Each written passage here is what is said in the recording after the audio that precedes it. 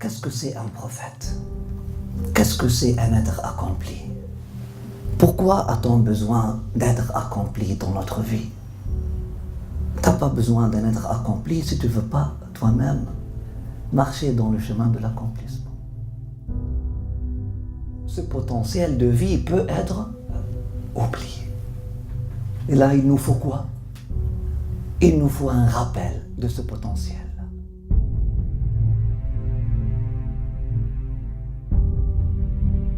La naissance du prophète, sallallahu alayhi wa sallam, n'est pas n'importe quelle naissance. Son pèlerinage, sa prière, sa prosternation, son mariage n'ont pas été juste des épisodes.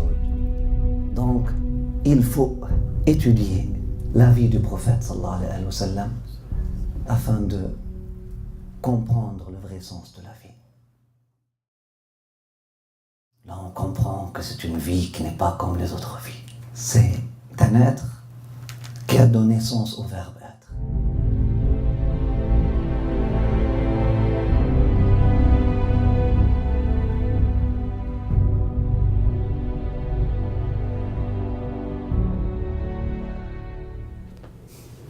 C'est pas le statut, l'idole qui va les manger, mais placer sa confiance quelque part. Donc c'est l'héritage.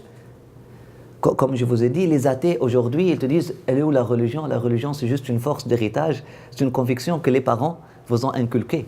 Et effectivement, et c'est ça qu'il faut. Il ne faut pas que notre relation avec Allah subhanahu wa ta'ala dépende principalement de ça. Donc il faut bénéficier des critiques des athées pour comprendre où est-ce qu'on doit puiser pour devenir des êtres religieux. Où est-ce qu'on doit chercher la religion? La deuxième question, effectivement, c'est un hadith, le prophète sallallahu alayhi wa sallam l'a mentionné. Puis on n'a pas un problème avec cette narration-là, mais il faut l'interpréter. Oui, à l'époque de Nuh, le hadith dit, la narration dit, à l'époque de Sayyidina Nuh alayhi salam, parmi les gens qui sont allés avec, qui ont été sauvés avec Sayyidina Nuh, il y avait des salihin. C'était avant Sayyidina Nuh. Avant Sayyidina Nuh alayhi salam, parmi les enfants de Adam alayhi salam, il y avait des saints, il y avait des maîtres, il y avait des saints, Wad, Suwa', Yaghouth, Nasr, etc. Et puis les gens les aimaient tant, et puis ils ont fait des images ou pour se rappeler de ces gens-là. Et puis, peu à peu, les générations après, ils ont oublié. Et puis, ils ont commencé à adorer ces images-là, les prenant pour Dieu. Même si je dois prendre ce hadith-là, je vous ai dit, c'est un hadith, effectivement, ce n'est pas dans le Sahih. C'est un hadith, je le prends. Même si je dois le prendre, le hadith, je le prends. Il faut l'interpréter. C'est pas juste ça. C'est pas juste ça. Ça décrit comment peut-être les images étaient parties. Mais aujourd'hui, est-ce qu'il n'y a pas des gens qui commettent du shirk avec les tombeaux des saints? Mais si. Mais il y en a. Mais ça prend quoi pour commettre le shirk avec un tombeau de saint? C'est le paradigme matérialiste, tout simplement. C'est le paradigme matérialiste, chercher un gain matériel. Par exemple, moi j'aime le saint, par exemple, Sidi Boumediene, à Tlemcen. Et là, je paye mon billet d'avion pour aller juste visiter le tombeau de cet homme pieux, et puis je fais des prières là-bas parce que je pense que son tombeau est un rawda min riyad al-jannah, est un jardin du paradis. Et puis aussi, j'amène parce qu'il y a une école coranique juste à côté, et parce que les tombeaux des saints sont devenus par défaut des associations à but non lucratif, ou ce qu'on appelle des maisons pour là où les sans-abri trouvent de l'abri et trouvent de la nourriture, etc. Et j'égorge 10 moutons ou un mouton pour Sidi Boumediene, Mais ce n'est pas pour Sidi Boumedienne. Vraiment, j'égorge pour nourrir les étudiants, les talabat al-ilm qui sont là, pour nourrir les sans-abri qui sont là. Est-ce que j'ai commis du shirk? Non. Mais si, par exemple, je parle de moi, je ne parle pas de l'autre. Si, par exemple, moi, dans ma tête, je pense que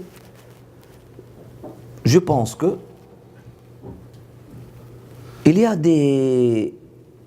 les gardiens du tombeau, les gardiens du maqam, parmi les djinns qui sont là,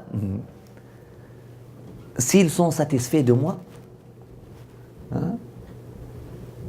s'ils sont satisfaits de moi, ils vont m'aider dans mon affaire, par exemple bancaire, ou dans mon affaire légale, ou dans mon affaire... avant d'aller au tribunal, je vais visiter ce tombeau-là. Ce n'est pas par amour à Sidi Boumedienne. Ce n'est pas pour honorer le souvenir de Sidi Boumedienne, mais plutôt pour chercher une alliance avec les forces invisibles que je crois qu'elles sont autour, ou que mes grands-parents m'ont dit qu'il y a des forces invisibles, il y a des gardiens chauds là-bas. Il y a des gardiens, il y a des djinns qui sont très forts là-bas. Et puis s'ils sont satisfaits avec toi, s'ils sont satisfaits de toi, tout va marcher dans ta vie. Va les satisfaire. Vous comprenez? Est-ce que j'ai commis du shirk? J'aurais commis du shirk dans le deuxième cas, dans la deuxième situation, mais bien sûr que oui. Vous voyez? Si c'est pour la santé, c'est la même chose. Si c'est pour la santé, je veux guérir. Je veux guérir, mais c'est pas le but matériel en soi qui est mal. L'affaire, c'est pas chercher un but matériel. On n'a pas dit, on ne dit jamais quelque chose comme le fait de chercher un but matériel va te conduire au shirk. Là, non, on est appelé à chercher la santé. On est appelé à chercher un équilibre dans notre vie. On est appelé à chercher la réussite dans notre vie. Mais comment et dans quelles limites? Est-ce qu'à tout prix? Est-ce que forcer la main de Dieu pour l'avoir? Vous comprenez? On prend des causes. Maintenant, par exemple, si pour ma santé, ou pour avoir un enfant, ou pour mon affaire au tribunal, ou pour réussir quelque chose de matériel dans ma vie, pour mon commerce, j'ouvre mon commerce, etc. Vraiment, je veux que ce commerce marche. Ce que je veux nourrir mes enfants avec, ça fait 7 fois que j'ouvre mon commerce et puis ce commerce-là coule, par exemple. Ou ça fait 10 ans que je vais d'un docteur à un autre, puis la guérison est difficile. Et là, je visite le tombeau de Sidi Boumedienne et je demande à Allah subhanahu wa ta'ala, dans cet endroit béni, comme l'a fait Zacharia dans le Coran, il a demandé l'enfant où? Allah subhanahu wa ta'ala dans le Coran nous dit où Zacharia a fait sa prière. La chambre de Maryam. Zacharia a choisi un endroit, hunalika da'a Zacharia Rabbah, lorsqu'il a vu un signe de proximité, lorsqu'il a vu un signe de Dieu, quelque part, à cet endroit-là, il a choisi d'aller prier dans l'endroit où il a vu le miracle se passer devant lui. Il a vu le miracle se passer chez Sayyida Maryam alayhi salam. La nourriture de l'hiver qui lui venait l'été, la nourriture de l'été lui venait l'hiver, etc. Et puis il a vu cette certitude qui éclatait du cœur de cette jeune fille. Huwa min indillah, tout peut venir de Dieu. Dieu est certainement capable de tout faire. Zacharia a choisi de prier à cet endroit-là. Il a dit à sa petite fille, est-ce que tu peux te pousser un peu? Et puis il a prié là où elle était assise. Hunalika, à l'endroit où elle était assise. Il a prié à Allah subhanahu wa ta'ala, il a demandé quoi? Il a demandé un enfant. Mais pas juste pour des choses, pas terre à terre, là, c'est juste pas pour l'impulsion, parce que nous avons... Mais demander quelque chose de matériel. Mais il a demandé à Allah subhanahu wa ta'ala. Dans un endroit béni. Donc vous comprenez, l'idolâtrie, il y a quelque chose qui s'appelle l'idolâtrie, il y a quelque chose qui s'appelle la baraka. Ce sont deux notions différentes. La baraka, ce n'est pas l'idolâtrie. La baraka, elle est un des fondements du tawhid. Croire qu'il y a des endroits qui sont plus bénis que d'autres. Croire qu'il y a des êtres qui sont plus bénis que d'autres. Croire qu'il y a des endroits qui sont plus proches de Dieu que d'autres. Croire qu'il y a des moments qui sont plus proches de Dieu que d'autres. Croire qu'il y a des actions qui sont plus aimées à Dieu que d'autres. Croire qu'il y a des humains qui sont plus aimés à Dieu que d'autres. C'est un fondement du tawhid.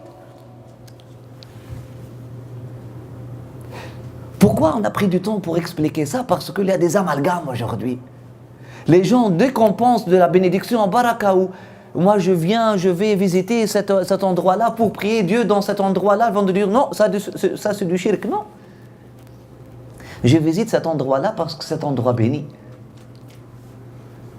Ou par exemple, parce que je vois ma sœur, j'ai vu que ma sœur, elle était en train de faire son dhikr avec son chapelet, et puis elle priait, et puis les larmes coulaient de ses yeux. Elle était dans un moment de sérénité. Moi, j'ai le cœur dur. Ça fait des mois et des mois, j'ai pas eu un... Ça mouille pas. Il faut que ça mouille. Hein?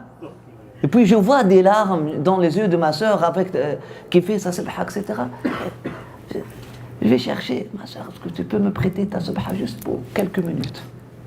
Et là, je fais le dhikr avec sa subha, croyant que ma sœur a laissé une certaine énergie qu'on appelle baraka ou bénédiction sur ça, parce que on croit que l'énergie de l'être humain, elle dépasse son corps, elle peut aller naviguer dans la salle, elle peut aller... Hein? Vous comprenez?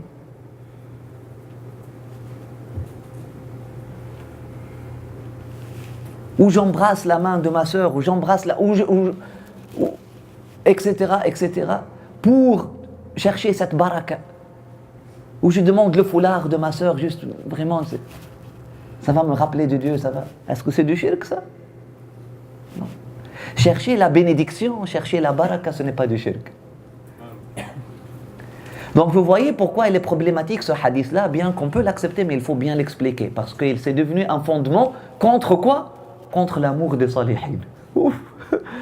Les gens, ils prennent ce hadith-là maintenant pour te dire il ne faut pas aimer, il ne faut pas exagérer dans l'amour des gens pieux, des salihin, des amis de Dieu. Mais est-ce qu'il y a quelque chose qui s'appelle exagération dans l'amour? L'amour, c'est l'amour. Est-ce que l'amour des amis de Dieu est différent de l'amour de Dieu? Mais c'est la même chose. Le plus que j'aime le prophète, le plus que je vais aimer Dieu. Le plus que je vais aimer Jésus, le plus que je vais aimer Mohammed sallallahu alayhi wa sallam, nécessairement, inévitablement. Le plus que je vais aimer Sidi Boumaddin, le plus que je vais aimer tous les awliya, le plus que je vais aimer Mohammed sallallahu alayhi wa sallam, le plus que je vais aimer Allah subhanahu wa ta'ala. C'est une autre dimension là. Donc on ne prend pas ce hadith, donc voilà, l'amour et puis se rappeler des salihin après, parce qu'ils ont pris ce hadith-là après. Non, il ne faut pas avoir des photos des awliya, parce que peu à peu, peut-être les générations après vont oublier, ils vont commencer à les adorer. Non, c'est mesquin de penser de cette façon-là. Les gens ne vont pas juste adorer juste parce qu'ils ont trouvé une image devant eux. Ils n'ont pas compris quoi faire avec cette image-là. Ok, bon, on va l'adorer. Là, je vous ai dit que d'ailleurs, les premiers idoles n'avaient pas de figure. D'ailleurs, les idoles de l'Arabie n'avaient pas de figure, n'avaient pas de forme, c'était juste des pierres comme ça. C'était même pas des figures de salihin ou quoi que ce soit. Manat, c'était pas une sainte. Al-Uzza, c'était pas une sainte. C'était des étoiles. C'était des étoiles. C'était Vénus, l'autre c'était Mars, lorsque c'était des étoiles. C'est des énergies célestes. C'était des pierres qui pensaient que ces pierres-là, lorsque tu touches ces pierres-là, en quelque sorte, tu puises dans l'énergie de cette pierre-là, ça te donne confiance, etc. Ou ces pierres-là sont des contrats où les démons ou les êtres invisibles ont touché. Donc lorsque tu touches cette pierre-là, tu es en train de rappeler à tes alliés du monde invisible, je suis toujours avec vous. Hein? Je me rappelle au jour, je suis toujours fidèle à mon contrat avec vous. Restez fidèle avec moi. Vous comprenez? C'était ça le phénomène de l'idolâtrie. C'était pas un amour des saints, puis après ça, ils ont trouvé des images, puis ils n'ont pas compris quoi faire avec. Ok, on va les adorer. Parce qu'ils ne savaient pas quoi faire dans leur vie. Non. Non, ils savaient quoi faire dans leur vie. Ils cherchaient la vie matérielle, tout simplement. Donc, n'importe quoi qui peut... voilà, on va... donc, oui, comment je prends ce hadith? Effectivement, est-ce que je peux utiliser la personnalité d'un prophète de la mauvaise façon? Mais bien sûr. Mais bien sûr. Est-ce que je peux commettre... est-ce que je peux... si je cherche juste un équilibre dans cette vie-là, etc., ça va devenir shirk, ça va devenir association. Mais est-ce que l'amour d'un prophète peut mener au shirk? Est-ce que l'amour, vraiment l'amour spirituel, l'amour, l'attachement à un prophète, j'aime le prophète, sallallahu alayhi wa sallam, je suis toujours en train de dire Allahumma salli ala Muhammad wa ali Muhammad, Allahumma salli ala Muhammad wa ali Muhammad. Hein? Ma langue, elle bouge naturellement avec ça. Je cherche, je commence mon wird, la ilaha illallah, la ilaha illallah, je ferme mes yeux, je me trouve en train de dire Allahumma salli ala Muhammad wa ali Muhammad, Allahumma salli ala Muhammad wa ali Muhammad. Je commence mon wird en disant astaghfirullah, astaghfirullah, astaghfirullah. Et puis après ça, je me trouve en train de dire Allahumma salli ala Muhammad wa ali Muhammad, subhanallah. Tellement j'aime le prophète sallallahu alayhi wa sallam, je regarde autour de moi, je trouve son prénom écrit partout, etc. Même lorsque je regarde une fleur de loin, je trouve, ça ressemble au nom de Muhammad sallallahu alayhi wa sallam. Est-ce que ça peut conduire au shirk? Est-ce que ça peut être un diagnostic? Est-ce qu'on peut diagnostiquer? Est-ce que ça peut être un diagnostic d'un état malsain? Impossible. Impossible. L'amour n'est jamais malsain. L'amour ne peut jamais conduire au shirk. Au contraire, c'est le manque d'amour à ces salihines-là qui a mené à les instrumentaliser, à les utiliser comme des instruments pour commettre du shirk. Même si on prend le hadith comme je te dis, on le prend. Ok, il demandait quoi à Yarouth, Suwa et Nasr? Les peuples de Noé, ils demandaient quoi à ces gens-là? Ils demandaient à ces gens-là, ils demandaient quoi à ces esprits-là ou à ces idoles-là? Ok, on vous aime et vous êtes les bien-aimés de Dieu, donc en vous aimant, nous sommes en train de nous faire une place dans le cœur de Dieu. Ils demandaient quoi? Simplement quoi? Un bien matériel. Ils demandaient simplement un bien matériel. Ils ne demandaient pas à s'attacher à Dieu. Donc, l'approche était la mauvaise approche.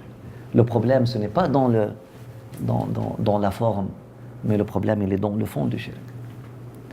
Le problème, il est dans le fond du shirk. À l'époque de Sayyidina Sulayman alayhi salam, il avait plusieurs images. C'était de l'art. C'était encouragé. La sculpture était un art. Ça n'inspirait pas du shirk. Les gens étaient vraiment dans le tawhid. Ils aimaient Allah subhanahu wa ta'ala. Devant une figure, devant quelque chose comme ça, au contraire, c'était des objets de méditation. Oui. À propos de la pierre noire. Oui. À la Kaaba. Oui. On peut avoir l'adoration parce que je ne comprends pas tellement le rôle. Oh, absolument. Oui. La sœur, elle demande par rapport à la pierre noire. Mais nous embrassons toujours des pierres. Est-ce que le shirk, si le shirk se résume dans le fait de toucher une pierre ou embrasser une pierre, alors le prophète sallallahu alayhi wa sallam n'a pas fini son travail, astaghfirullah.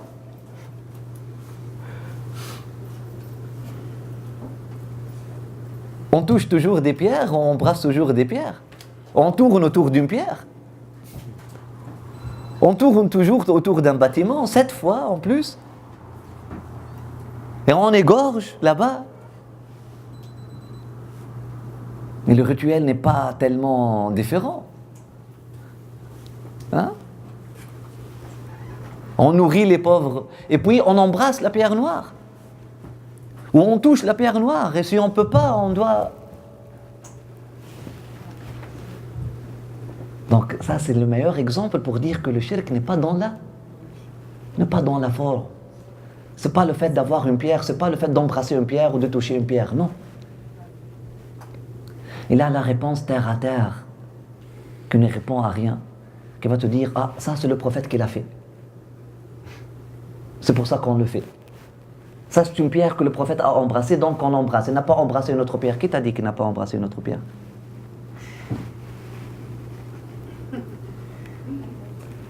Ça c'est la pierre juste parce que le prophète l'a touchée. Qu'est-ce que tu veux dire ? Mais pourquoi le prophète l'a touchée ? Ah là, ça on ne sait pas. Là, il faut que tu le saches. Sinon, on ne le touche pas. Il faut que tu le saches, parce que ça a été bien expliqué. Le prophète sallallahu alayhi wa sallam a dit quelque chose que... Là, vous allez trouver le paradigme, il est totalement différent. Là, le paradigme prophétique, c'est l'impatience de l'être limité à embrasser son créateur illimité, intouchable. C'est l'impatience de l'être afin d'arriver à toucher Dieu. Le prophète sallallahu alayhi wa sallam le dit clairement, il te dit « Al-Hajar al-Aswad » c'est la main de Dieu sur terre. Que celui qui veut toucher, embrasser la main de Dieu, embrasse la pierre noire. Tu veux embrasser la main de Dieu, pourquoi ? Parce que tu l'aimes.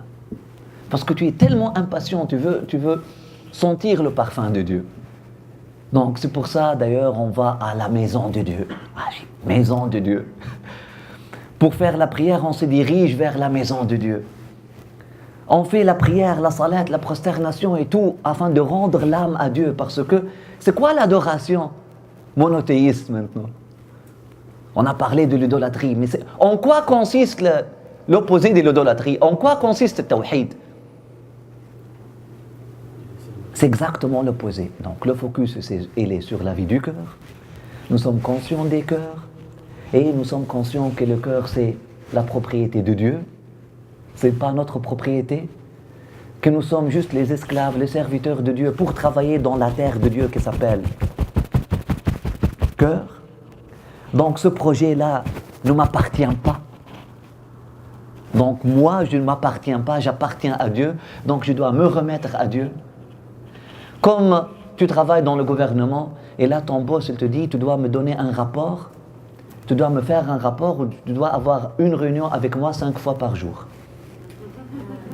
Tu fais tes recherches, mais ramène-moi le dossier. Et lève tes mains, 5 fois par jour, je veux lire. Ah, t'as les 5 prières.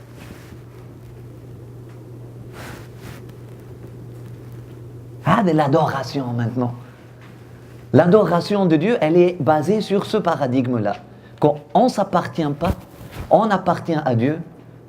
Le projet de ma personnalité, le projet de mon cœur, cette terre-là, c'est la terre de Dieu et je ne suis que le cultivateur. Et je dois donc rendre compte au maître, au propriétaire de la terre. Et je lève mes mains. Allah, je lève mes mains. Khalas, j'ouvre. Puis voilà, qu'est-ce que j'ai travaillé. Et puis, de me donner une opportunité d'être corrigé. Et là, je m'ouvre à la correction. Dieu va m'inspirer durant la prière. Et là, je me parle, j'adresse la parole, je me parle, je reviens à l'origine. Hey, faut pas oublier, parce que souvent, on oublie que cette terre-là appartient à Dieu. Non, hey. Les fruits ne sont pas à toi. Se sentir aimé, se sentir le plaisir, etc. Non. C'est pas pour ton narcissisme. C'est pour Dieu. Aussi, c'est quoi le but ? C'est quoi le paradigme ? Qu'est-ce que je dois chercher dans la prière ? Alhamdulillah Rabbil Alamin, Ar-Rahman. C'est qui Dieu ? C'est quoi ma relation avec Dieu ? Malik Yawmiddin, Iyaka na'budu wa Iyaka nasta'in. Tout. C'est un rappel que je m'envoie à moi-même. Je me resitue par rapport à mon maître. Je me resitue par rapport à ce projet. Je comprends maintenant c'est quoi ce projet-là. Hein? Je recomprends c'est quoi le projet parce qu'on oublie. Hein? Je me ramène sur le chemin droit. Et puis, puis je m'ouvre à la correction. C'est un exercice de méditation, c'est un exercice d'introspection. Surtout lorsqu'on est dans le soujoud. Moi, je m'efface, je lève mes mains. C'est pas ma face, c'est pas mes mains, c'est pas mes mouvements, c'est toi. Ok, lis mon cœur, mon Dieu, je m'ouvre, lis mon cœur. Je ne me défends pas. Et puis, aide-moi à travailler cette terre de meilleure façon. Voilà la prière. Aide l'adoration. Donc, mais on cherche, en faisant ceci, on cherche la bénédiction des choses. On cherche la bénédiction de l'eau. On se bénit avec de l'eau avant de faire. Pourquoi? Qui t'a dit qu'on se nettoie avec de l'eau? Tu es sale?